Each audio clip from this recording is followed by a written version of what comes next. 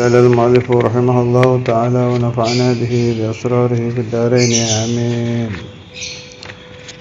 كتاب الحكم hikmah ke 58. لا تفرح الطاعة لأنها برزت منك وافرح بها لأنها برزت من الله إليك قل بفضل الله وبرحمته فبذلك فليفرحوا هو خير مما يجمعون. La tufarihka, jangan membikin engkau senang, jangan membahagiakan engkau apa ta'at, li'annaha, karena sesungguhnya ta'at barazat, muncul itu ta'at minka dari kamu, yakni min haitsu suduruha angka, dari segi munculnya ta'at angka dari kamu, bikhtiyarika, dengan kasab ikhtiarmu, wa haulika, dan dayamu, wa quwwatika, dan kekuatanmu. Fahadha farahun madhmumun manhiyun anhu. Merasa senang taat itu muncul dari kita, itu kesenangan yang tercela, dilarang, muhbitun laha, menghancurkan pahalanya. Wafrah, dan senanglah engkau biha, dengan taat, li'annaha, karena sungguhnya taat barazat, muncul, minallahi ilaika, dari Allah, ilaika, kepadamu. Qul, ayat Qur'an, katakan olehmu, wahai kekasihku Nabi Muhammad sallallahu alaihi wasallam, bifadlillah, dengan karunia Allah, wa birahmatihi, dan dengan rahmat Allah, wa bidzalika, dan dengan itu, falyafrahu, supaya mereka semua senang, wa khairum mimma yajma'un, huwa, itu farah, itu senang, khairun, lebih baik, mimma, dari apa-apa, yajma'un, yang mereka kumpulkan. Maksudnya, kita disuruh meneliti harian aja. Kita merasa senang dengan sedekah kita, merasa senang dengan pengabdian kita kepada orang tua, murid, keluarga, masyarakat, du'afa, masakin. Ada rasa senang di hati, bahagia.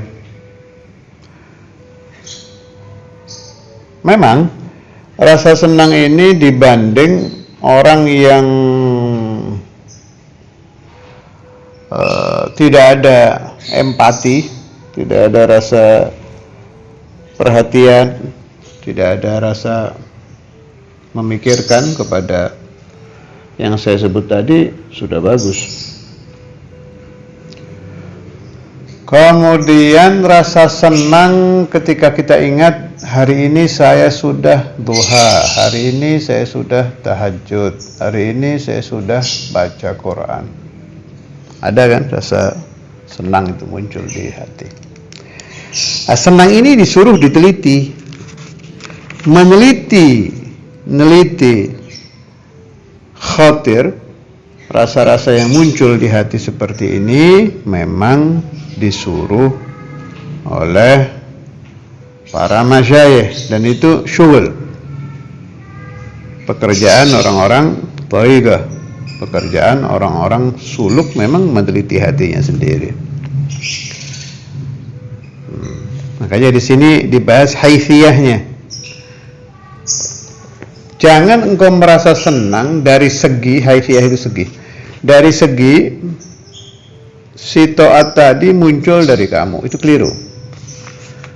Sebab kalau kamu merasa seperti itu, berarti tanpa kamu sadari, kamu sudah menghilangkan Allah subhanahu wa ta'ala. Apakah engkau bisa sholat? Kalau tidak disolatkan Allah, jawabnya tidak. Apakah engkau bisa sodakoh? Kalau tidak disodakohkan Allah, jawabnya tidak. Apakah engkau bisa berbakti kepada orang tua? Kalau tidak diwujudkan sifat berbakti dari Allah, jawabnya tidak, dan lain-lain. Kembali ke la haula wala quwata illa billah. Repotnya rasa senang, apalagi yang sampai diyakini ya bahwa itu murni dari kekuatan saya, dari daya saya sholat ya karena saya usaha untuk sholat, saya pasang beker, saya sudah sehatkan badan, minum vitamin dulu biar segar. Itu sudah tanda-tanda itu semua. Tanda-tanda Allah hilang dari hati si murid. Tapi tolong dipahami, bukan berarti ikhtiar tadi ditinggalkan. Tidak. Ada bahthun thanin. Pembahasan lain itu, babul mujahadah. Tuh nanti Anda pahami di bab menentang hawa nafsu. Ada hakikah. Ini hakikah yang harus mulai dimunculkan di hati. Jadi ketika kita ingat bahwa kita usai sedekah 1 juta lah taruh, kasih ke orang yang butuh, siapa fulan, apa kelompok, apa majelis, apa aja. Itu langsung diteliti hati tuh. Muncul anak-anak apa muncul Allah itu? Nah, kalau munculnya anak-anak, pakai alhamdulillah lagi kadang-kadang. Alhamdulillah saya sudah sedekah. Pakai alhamdulillah itu. Alhamdulillahnya nggak manjur itu, tetap habis pahalanya. Sebab tanpa Anda sadari, Anda merasa, maaf bahasa saya ini ya, menjadi Tuhan. Menjadi pencipta amal baik tadi. Padahal sedekah itu mustahil akan muncul illa bihaulillah wa quwwatillah. Itu maksudnya tadi. Ini bahayanya ada muhbit ya. Rasa itu menghancurkan pahala amal. Lalu disuruhnya senang bagaimana? Wafrah biha li'annaha barzat minallahi ilaik. Boleh senang, tapi segi berfikirnya beda. Saya ini siapa? Saya ini ahli dosa, saya ini tidak pantas. Allah Ta'ala mengirim sifat baik itu ke hati saya. Itu yang disuruh. Saya ini bukan apa-apa. Saya jadi ingat, saya dulu pernah ziarah ke satu wali min awliyaillah. Masya Allah, itu wali asli itu. Sama guru saya almarhum Syekhuna Ki Afif. Saudara Imam masih hidup, Saudara Imam Al-Hafiz masih hidup. Berarti kalau cerita-cerita begini itu antara saya keliling-keliling ziarah itu pokoknya antara ya tahun-tahun 8791 itu. Nama walinya Habib Ali bin Syahab Mayong. Makamnya ada, kalau nggak salah ada kubahnya juga sekarang. Habib Ali Mayong. Itu menurut keterangan Syekhuna Ki Ahmad, adrak Kiai Said wa akhadha anhu juga.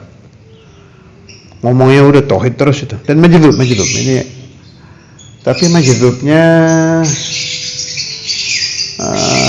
biasanya orang majdub itu omongannya kan nggak kita paham. Ini manda ulum, meskipun aneh sudah pembahasannya.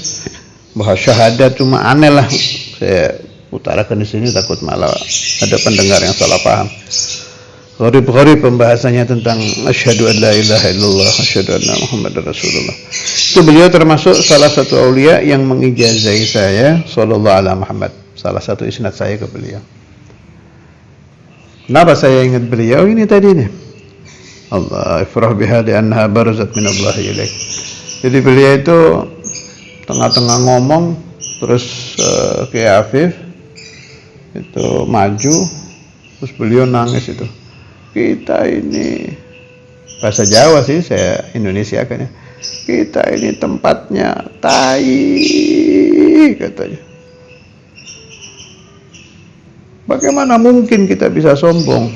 Badan kita itu di dalamnya kan kotoran, tempatnya tai, itu sampai nangis, beliau nangis, Ki Afif nangis. Allah. Itu masyhadnya wali-wali itu begitu itu. Jangan inti kira wali-wali itu sombong. Katanya Ba'dul Habaib, kalau saya tidak salah, Habib Idrus bin Umar Al-Habsyi di ba'd kutubuh, beliau bilang, kalau kamu melihat seorang dari Alawiyin mazharnya seperti para raja, makna ana anggul makna, mazharnya seperti para raja dengan pakaian bagus, hashmah, orang lihat itu kagum, campur takut. Itu kata beliau, hatinya kebalikannya. Itu azharahullah bisifatil jalal. Hati si wali kebalikannya lagi nangis itu, lagi nangis kepada Allah Ta'ala, nya nggak kelihatan. Ada aulia seperti Syekhuna Habib Ali Mayong itu yang antara galib dengan jasad kelihatan. Nangis terseduh-seduh, hanya lagi merenung itu. Bagaimana mungkin insan yatakabbar, padahal di dalam ini badannya ada tai, ada khara. Masya Allah. Ini gara-gara ini nih, saya ingat itu gara-gara barazat minallah ilaik. Sebetulnya bukan ini yang dimaksud Sayyidi bin Athaillah, tapi tetap terhubung dengan bahas muhbitatul amal. Radhiyallahu ta'ala anhuma wa an jami'i masyayikhina wa an sairi awliyaillah. Anak-anak Jawa Tengah boleh ziarah ke sana itu, di daerah Jepara, tapi paling mayong. Kathir, banyak makam-makam aulia di sana di daerah Jepara. Ada Sunan Mantingan, ada Habib Indi kalau salah, ada Idrus dulu masalah Habib, dan lain-lain. Is'al ashabak huna wa zur magabirahum tanal barakatihim asrarahum wafrah biha li'annaha barazat minallahi ilaika. Saya sudah seperti ini, saya ini mahallul kibir, mahallul ujub, mahallul dhunub. Saya masukkan tadi pembahasan Habib Ali, mahallul khara, mahal yang jelek-jelek. Tapi Allah Ta'ala kirimkan sifat baik ke jasad yang seperti saya ini, padahal kan tidak pantas. Itu maksudnya begitu. Senang campur haru, wafrah biha li'annaha barazat minallah ilaika. Boleh senang dari sisi kita merenungkan hal itu didatangkan Allah kepada kita. Ay min haitsu syuhuduha minallahi ni'matan minhu wa fadla. Dari segi masyhad kita, penyaksian batin kita, nikmat itu murni dari Allah dan karunia Allah. Kita ketempatan saja. Fahadha huwal farahul mahmud. Rasa senang seperti inilah yang terpuji, al-matlub, yang diminta minal abad, dari hamba, wa huwa muqtada syukriha. Kalau sudah seperti itu, sekaligus Anda sudah masuk ke maqamus syakir. Sebab hakikat syukur apa? Hakikat syukur itu saya pernah dapat keterangan dari Syekhun Nagi Hasani. Seperti umpama kita bilang, tidak ada yang bisa menciptakan barang ini kecuali pabrik fulan. Gak ada, kalau nggak dari situ nggak bisa. Nah, itu sudah hakikatul hamd dan hakikatul syukur. Maka kalau kita menisbatkan amal ibadah kita ilaihi ta'ala, kepada Allah Ta'ala, la ilaha illallah, tidak ada yang memunculkan nikmat ibadah ini illallah. La ilaha illallah, tidak ada yang menakdirkan saya bersedekah illallah. La ilaha illallah, tidak ada yang menakdirkan saya berbakti kepada orang tua, kepada guru, kepada santri, kepada umat illallah. Rasa itu sudah hakikatul syukur dan hakikatul hamdi. Thumma istadalla ala dzalika bi qoulihi ta'ala, kemudian beliau Sayyid Ibn Athaillah mengambil dalil dari firman Allah, "Qul bi fadlillah." Rasa seperti tadi itu disuruh, katakan olehmu semua itu fadl dari Allah Ta'ala. Wa bi rahmatihi, semua dari rahmah Allah Ta'ala. Wa bi dzalika falyafrahu, rasa bahagia kalian harus dari sisi itu, falyafrahu, munculkan farah, tapi dari segi bifadlillah wa birahmatih gitu. Wa khairun mimma yajma'un, rasa farah yang seperti itu lebih bagus dari apa-apa yang mereka kumpulkan, yakni dunia ya. Fa isalu tilka ta'ati ilaihi wa izharuha ala yadihi i'tina'un min Allah subhanahu wa ta'ala. Maka Allah Ta'ala mendatangkan taat itu dan memunculkan taat tadi, ta'abad tadi itu adalah inayah, perhatian Allah Subhanahu wa Ta'ala.